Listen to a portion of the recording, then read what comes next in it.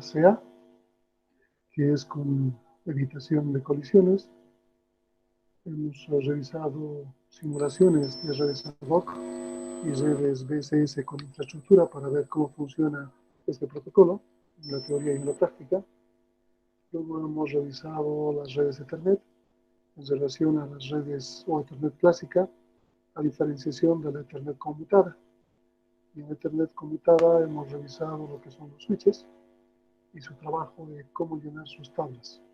A propósito de eso, también tienen una práctica para el día viernes. Entonces, tienen que revisarla en Packet Tracer. No sé si tienen alguna pregunta al respecto o otra cosa.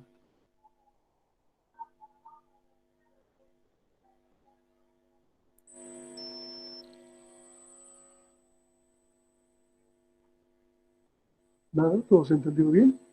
Buenos días, ingeniero. Según la práctica sobre el cable coaxial, en la actualidad aún se sigue utilizando ese tipo de conexiones para manejar internet o cualquier otro tipo de comunicación como televisión por cable o algo. En la práctica está cable coaxial, no he entendido bien esa parte.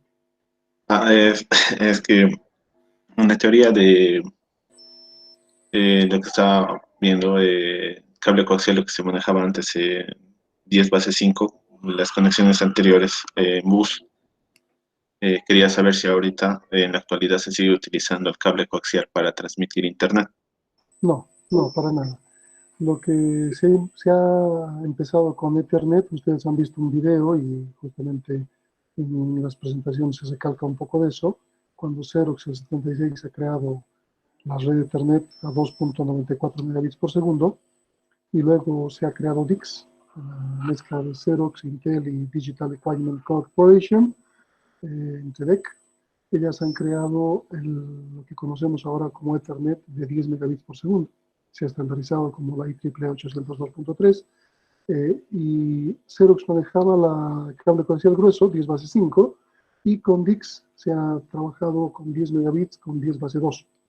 Entonces, Fast Ethernet, que ha seguido a 100 megabits por segundo, aún ha utilizado cable coaxial.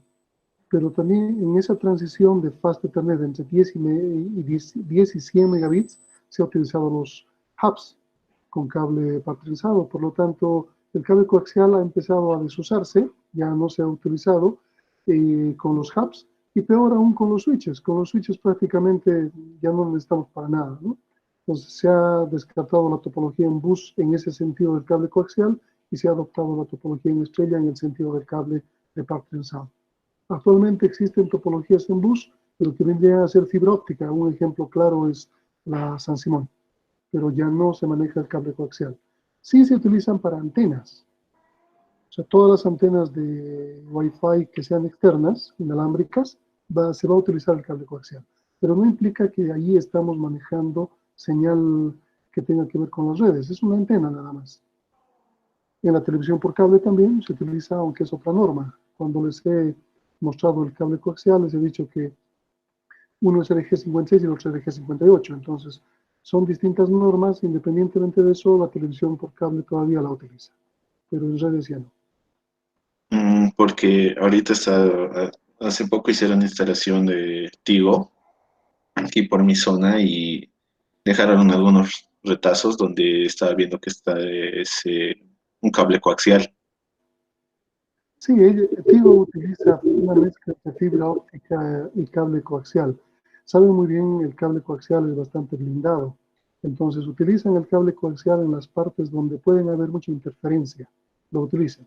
Es una instalación, pero es parte de una empresa, digamos, y su forma de manejar las cosas. No sé cuántos hilos de fibra óptica te han dejado. Por ejemplo, en el caso de Comteco solo manejan un hilo. Entonces, solo están en half duplex, no utilizan full duplex. Muchas gracias, ingeniero. Gracias. Ok. ¿Algo más?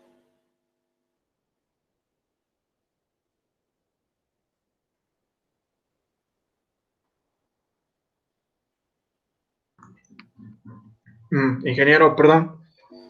Quería consultar sobre el tema 3, sobre CCMA con detección de colisiones. No entendía, por ejemplo, que yo entiendo que con detección de colisiones, un emisor envía la información, pero ¿en qué momento colisiona o cómo llegaría a colisionar? Porque decía que en algún momento, ¿qué pasa si el receptor hace un envío, digamos, de alguna información? Ya, la colisión, primero, hemos visto que con CCMA-CA, inalámbricamente, tenemos una restricción. Cuando el equipo manda un request to send, significa quiero mandar, y el equipo destinatario manda un clear to send, quiero, está bien, acepto recibir. Desde ese momento se bloquean sus coberturas, ¿verdad? ¿Cuándo se produce una colisión? Cuando dos equipos mandan un request to send al mismo tiempo. Entonces, ahí tienen el inconveniente. Y si ustedes revisan el video, en el video justamente la simulación de ad hoc, se van a fijar que dos equipos intentan al mismo tiempo acceder al tercer equipo. Y ahí se produce una colisión, por lo tanto se empieza a producir algo que se llama backoff, donde van a tener contadores que van a vencerse aleatoriamente en tiempos distintos y cada uno de ellos va a intentar cuando se venza su tiempo. Pues las colisiones se pueden dar en la misma frecuencia con los requestos send, cuando aún no están bloqueados. Está bien, gracias, Inge. Voy a seguir leyendo un poco más. Okay.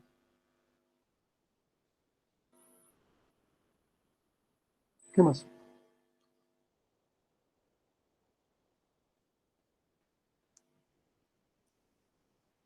En la práctica, ustedes van a tener mayor entendimiento de cómo se llenan las tablas MAC. Claro que tienen que saber hacerlo. Les he dejado como pregunta pendiente cuando les mostraba voy a mostrar justamente el cómo se llena la tabla. Les decía, ¿qué sucedería en este caso?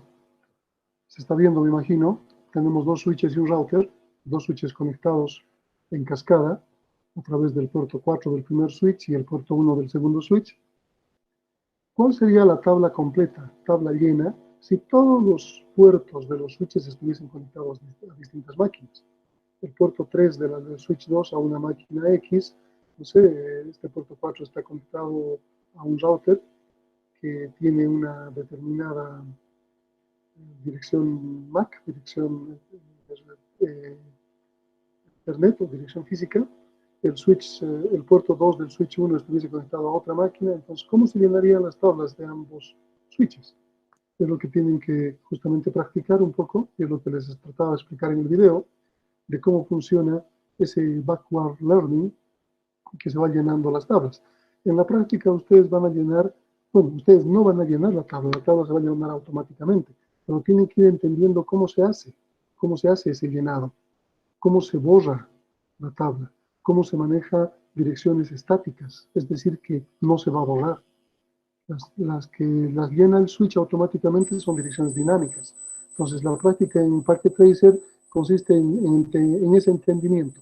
Pero yo podría darles este ejemplo en el examen, esta diapositiva que estoy mostrando, y colocar aquí en el equipo 3, en el puerto 3 del switch 2, una máquina E, por ejemplo, con una dirección MAC, y decir que me den cómo se llenaría la tabla del switch 2 si hago un ping, por ejemplo, de la máquina 3 a la máquina 1 del switch 1. O sea, la única forma que se llenen tablas no es porque están conectadas, es porque hacen un requerimiento.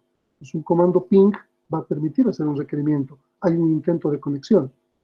Pues la respuesta vendría a ser una tabla llena, seguramente con el valor de la máquina A, aquí, y el puerto correspondiente, y el valor de la máquina E en el puerto 3 con su respectiva dirección MAC.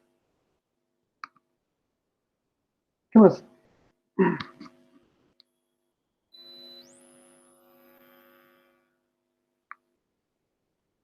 ¿Todo está claro? ¿O está ocurriendo a través de que no están viendo la materia, o no están leyendo el texto y no tienen dudas?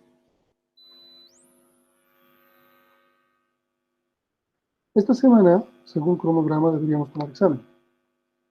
En realidad, a partir de mañana. hasta la siguiente semana.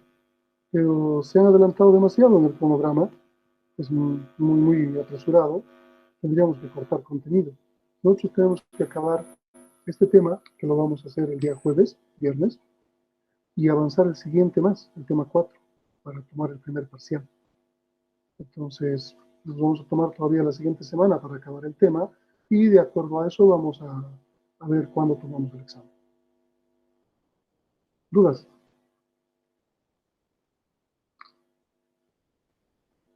Nada, no hay dudas, no hay preguntas. Inge, perdón, quería saber del protocolo que es el MACA, que es Multiple Access with Collision Avoidance. Eso no entendí muy bien. ¿Qué es lo que no se entendido? ¿Cómo maneja las colisiones? Bueno, en realidad no maneja las colisiones, las evita. El detalle es evitar colisiones. Y la única forma de evitar colisiones es que no ocurran. Entonces, para que no ocurran, se utiliza un bloqueo. Es la primera pregunta que hizo uno de sus compañeros, donde decía dónde se produce una colisión. Y la única forma de que ocurra colisión es que el equipo A, por ejemplo, quiera conectarse con el B, el E pueda conectarse con el B, el D quiera conectarse con el B, y al mismo tiempo los tres manden un request to send. Si mandan los tres request to send, va a haber una colisión. Y como va a haber colisión, A, E y D tienen que tener un tiempo aleatorio de espera, un backoff, y cuando se vence su backoff vuelven a intentar. El primero que logra request to send, en este caso A, manda un request to send a B. En ese momento que el request to send es aceptado, si quieren, nadie más ha colisionado, se bloquea toda la zona de cobertura de A. Y luego B, para poder responder y decir que está listo para poder recibir, manda un clear to send. Al mandar un clear to send, toda la zona de cobertura de B se bloquea. En suma, la intersección de ambas coberturas o ambos conjuntos queda bloqueada. Ahora, ¿hasta cuándo queda bloqueado? Justamente el protocolo CSMA-CA nos permite manejar esto. ¿De qué manera? Aquí tenemos el mismo esquema. Claro que no tomamos en cuenta a E, porque se van a dar cuenta que E está compartido, no hay mucho problema.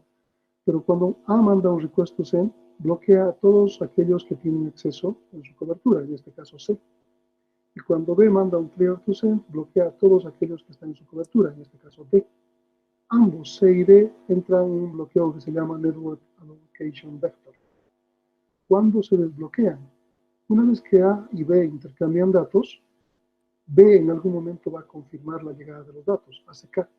Cuando confirma la llegada de datos, a partir de ese punto se desbloquean. En el simulador se pueden dar cuenta, cuando se envían datos, en la parte inferior aparece el media, el aire, en verde si está libre y en rojo si está ocupado. Entonces se van a dar cuenta que cuando están enviando dos equipos, están intercambiando datos, el ACK de alguna forma libera el medio y hace que se vuelva otra vez verde y los demás puedan intentar conectarse. Pues la mejor forma de entender este concepto, este manejo del bloqueo y request to send y clear to send, es ver justamente esa simulación del Wi-Fi en el caso de ADOC y en el caso de DSS. ¿Qué más?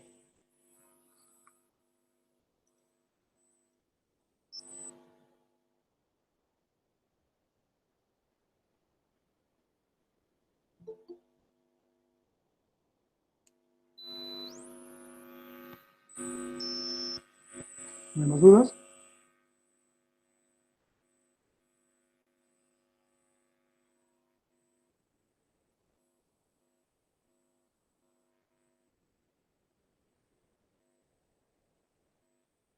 ¿No hay dudas?